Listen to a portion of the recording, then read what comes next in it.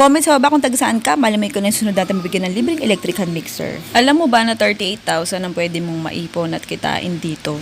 Labas na puhunan doon. Kaya kung gusto mo kumita ng ganong kalaki at makaipon, ayan, simulan nating magsalang ng glass pot at maglagay tayo ng tubig. Mga 3 cups ng tubig yan. Oo. Tapos, isang buong tilata ng evaporated milk. Ayan, sinasabi ko yung mga eksaktong sukat ng rekado natin para naman sa costing. Bisitahin ang ating YT channels, Foodie Par, Hello Mix o kaya Chef Eden. Para naman sa jelly powder natin, ayan, menu, food solution na clear or unflavor ang gagamitin. Isang pakete, lagay mo lahat. Oo.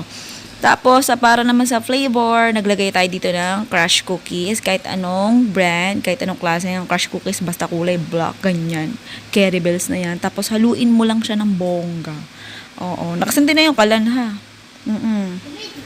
Lutuin mo lang siya hanggang sa umuusok-usok na ganun. Hindi mo na siya kailangang intayin na kumulo pa ng bongga. O kasi itong gantong mixture natin, mabilis mamuo.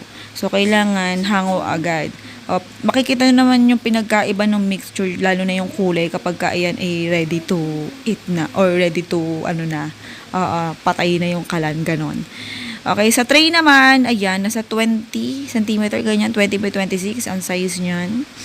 Okay, intay mo lang mamuo. Pagka namuo na, pwede mo nang ilagay yung toppings natin, condensed milk.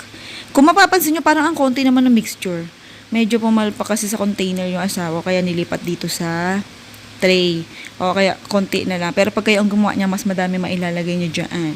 Okay, ayan. Sinabi na natin ha.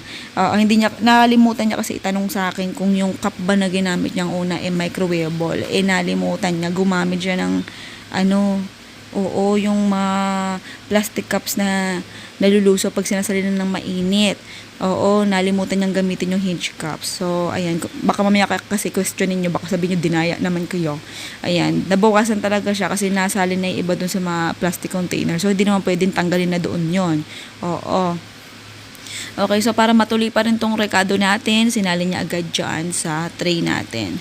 Tapos ilagay mo lang sa ref hanggang sa lumamig. Kahit 2 hours lang pwede na, tapos pwede mo na lantakan, pwede mo na ibenta. Para naman sa costing kung paano nga ba kitain yung 38,000, yun ay potential income. Kung ikaw ay magbebenta ng isang buong tray kada araw, isipin mo, isang tray lang kada araw ibenta mo, o buhay ka na. Siyempre, ito ay for sideline. So, dapat, mas maganda, meron ka pa rin ibang pinagkakakitaan. Kung isang piraso lang ibibenta mo kada araw. Pero kung ibibenta mo 10 piraso sa isang araw, goods na yan. Oo, hindi lang 38 ang kikitain mo o tutubuin mo sa isang buong taon. Saan buong taon yun? Oo. So, sige na, goodbye, good luck. Love you.